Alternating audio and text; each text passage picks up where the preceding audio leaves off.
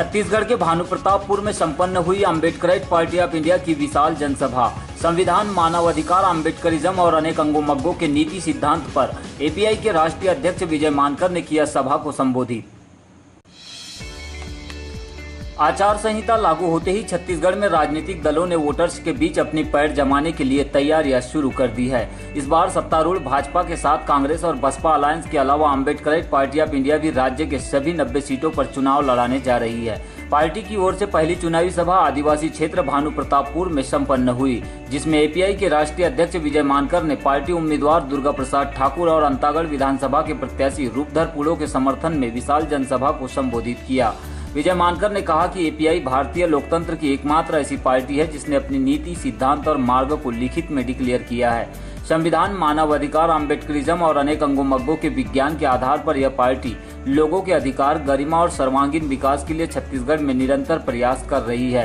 उन्होंने बताया कि छत्तीसगढ़ के भीतर पिछले 15 साल में भाजपा का शासन चल रहा है, लेकिन आज तक रमन सरकार ने छत्तीसगढ़ में आदिवासियों के अधिकारों को संरक्षित नहीं किया, इसलिए अब ऐसी सरकार को उखाड़ फेंकना होगा। उन्होंने सत्तारूढ़ भाजपा पर भ्रष्टाचार, अन्याय, अत्याचार सहित महिला उत्पीड़न के मुद्दे पर घेरने का प्रयास किया।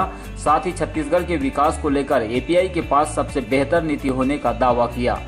आज ये जो जनसभा है, ये जनसभा कल आचार संहिता लागू होने की वजह से कुछ इसमें व्यवधान आए हुए हैं। आप लोग सब जानते हैं कि अभी चुनाव प्रचार शुरू हुआ है। हमको कानून के दायरे में रहकर अपनी बात को कहना है और इस चुनाव को अच्छे से आगे ले जाना है। साथियों, अम्बेडकराइट पार्टी ऑफ इंडिया ये देश की एकमात्र ऐसी पार्टी है जो 4 चीज़ों पर आधारित है। वो 4 चीज़ें हैं: भारत का संविधान, दूसरा है मानव अधिकार, अंतर्राष्ट्रीय कानून जिसे हम ह्यूमन राइट्स इंटरनेशनल लॉ कहते हैं, तीसरा अम्बेडकरिज्म अर्थात अम्बेडकरवाद, और चौथा जो नया विज्ञान का संशोधन मैंने किया है, अनेक अंगों मग्गों अर्थात अनेक समाधानों का मार्ग, अनेक सिद्धांतों और नियमों का मार्ग।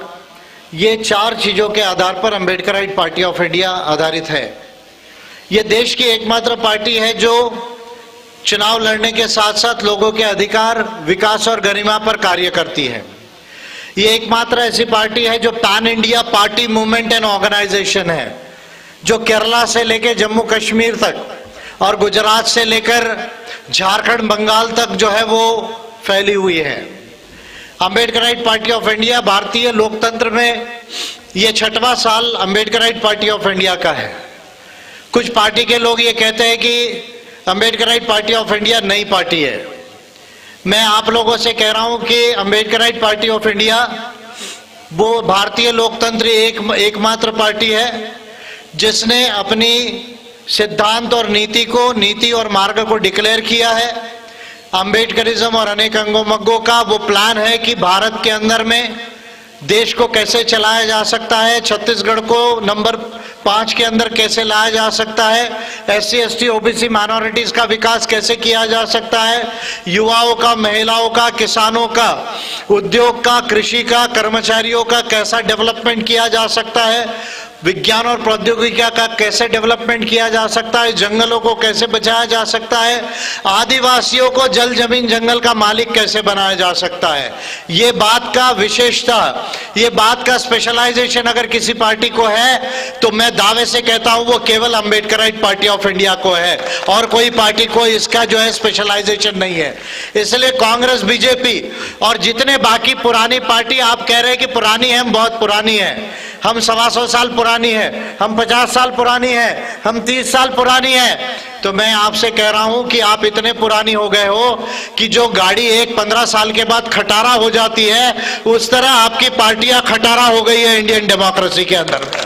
बीजेपी, कांग्रेस, बीएसपी और ये जोगी जी जो है वो तो पहले ही बेचारे बैसाखी पर, इसलिए उनके विषय में ज्यादा नहीं कहूंगा। इसलिए आप सारे के सारी खटारा पार्टी हो और अगर कोई नई ग्रीन पार्टी है 21वीं शताब्दी की तो वो अम्बेडकराइट पार्टी ऑफ इंडिया है। और इसलिए मैं छत्तीसगढ़ के लोगों को मोदी जी तो अभी आने वाले हैं। रमन सिंह जी को कहूंगा, आपके जोगी जी को कहूंगा, आपके जो भूपेश बघेल और जो कांग्रेस के कंपनी से कहूंगा, यदि आप में दम है, आपके अंदर अगर लोकतंत्र की ताकत है, तो एक काम कर लो, रायपुर में सारे लीडर्स को एक साथ बुला लो, एक मंच लगाओ, छत्तीसगढ़ की पूरी जनता को जो है वो खड़े रहने दो और टेलीविजन मीडिया को उठाकर खड़ा कर दो और देख लेने दो छत्तीसगढ़ की जनता को कि ये छत्तीसगढ़ को पहले 5 नंबर में लाने की नीति ये बीजेपी के पास है, कांग्रेस के पास है, जोगी के पास है, या वो अंबेडकराइट पार्टी ऑफ इंडिया के पास में है। ये देख लेने दो,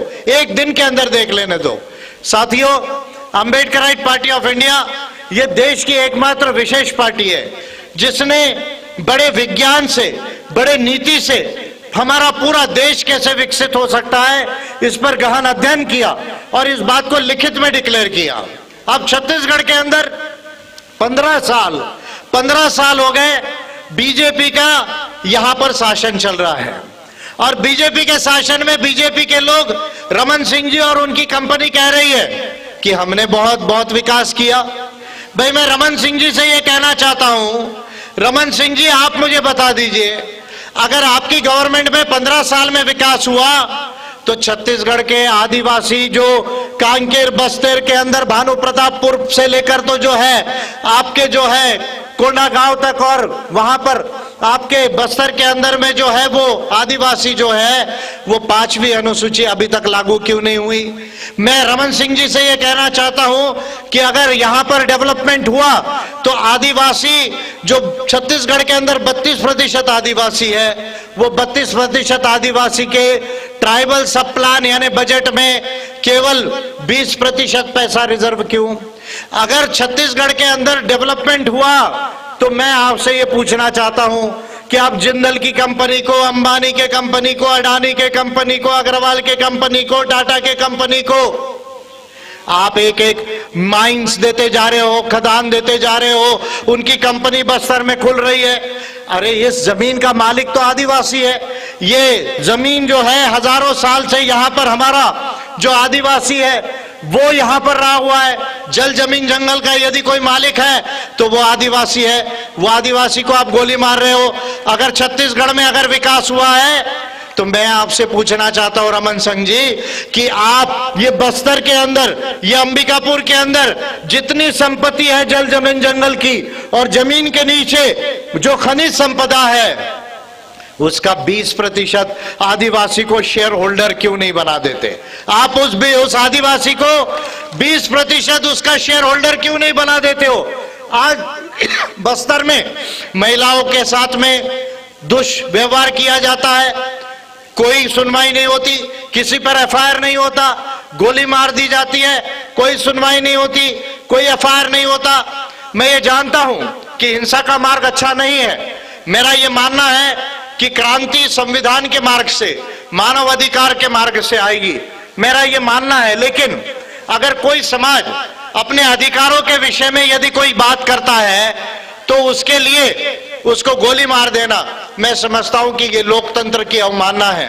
तो इसलिए मैं छत्तीसगढ़ की गवर्नमेंट को, रमन सिंह जी की गवर्नमेंट से ये पूछना चाहता हूं, आप कहते हैं कि हमारे छत्तीसगढ़ में यदि विकास हुआ तो 1,80,000 पंचायत शिक्षा कर्मी जो है, 1 लाख पंचायत शिक्षा कर्मियों को अभी तक आपने रेगुलर क्यों नहीं किया? उनकी प्रोविडेंट फंड पेंशन एक जैसी क्यों नहीं की? उनकी पगार सैलरी एक जैसी क्यों नहीं की? संविधान में कॉन्ट्रैक्ट सिस्टम में जितने कर्मचारी है 3 साल से ज्यादा, 10 साल, 15 साल हो गए वो लोग काम कर रहे हैं, लेकिन उनको आपने अभी तक परमानेंट नहीं किया। उनको अभी तक जो है आपने परमानेंट नहीं किया। वो लोग बेचारे आज भी जो है वो जो है संविदा के अंदर में है। स्वास्थ्य शिक्षा कर्मियों का यह हाल है।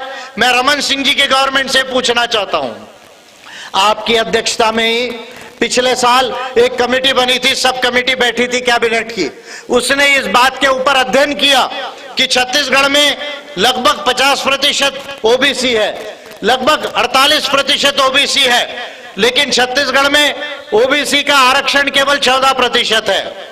तो आपकी अध्यक्षता में इसका अध्ययन हुआ। मैं रमन सिंह जी की गवर्नमेंट से पूछना चाहता हूं कि आप 5 साल अभी आपको हुए, उसके पहले 10 साल हुए, टोटल 15 साल हुए। तो क्या रमन सिंह जी की सरकार और रमन सिंह जी 15 साल सो रहे थे छत्तीसगढ़ के अंदर? क्या उनको यह नजर नहीं आया कि अगर 50% ओबीसी है तो उसको जो है वो कम से कम 40% आरक्षण होना चाहिए? ये बात जो है रमन सिंह की गवर्नमेंट को क्यों समझ में नहीं आई?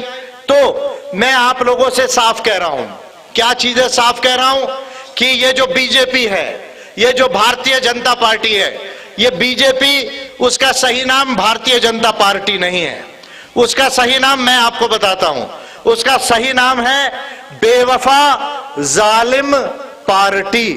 बेवफा जालिम पार्टी, बेवफा जालिम पार्टी, बीजेपी।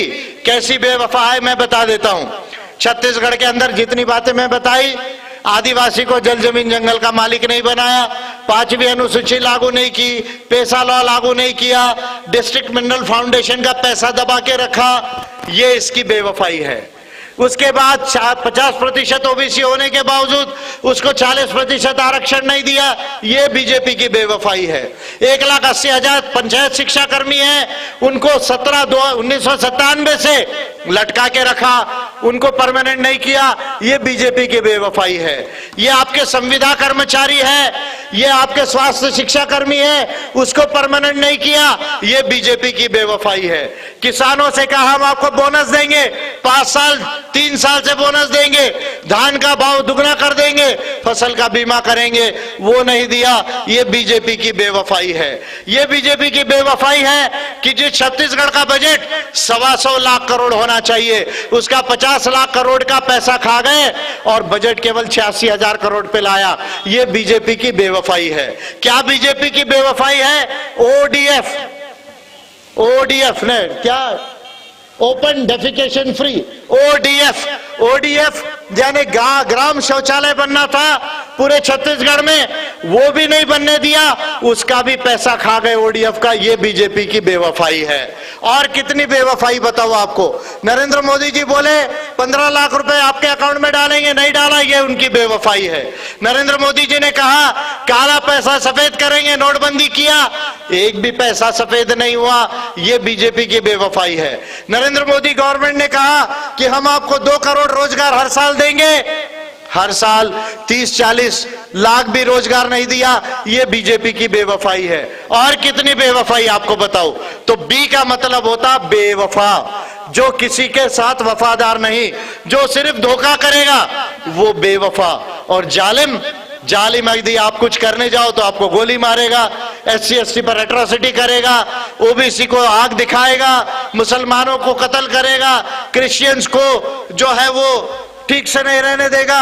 तो देश के अंदर जनता को डराना, धमकाना, मारना, ये जालिमपना करना। तो बी का मतलब बेवफा, जे का मतलब जालिम, पी का मतलब पार्टी। आज से बीजेपी को आपको भारतीय जनता पार्टी नहीं, बेवफा जालिम पार्टी, बोलो एक साथ, क्या नाम है बीजेपी का? बेवफा जालिम पार्टी। 5 लक्ष्य के लिए है 5 आंदोलन, इसको चला कर करना है सफल जीवन, है सफल जीवन, है सफल जीवन। संवैधानिक अधिकार एवं संरक्षण, यही है हमारा पहला आंदोलन, पहला आंदोलन, पहला आंदोलन। SC/ST OBC महिलाओं के लिए सुरक्षित हक हो जो घटना ने दी, उच्च शिक्षा में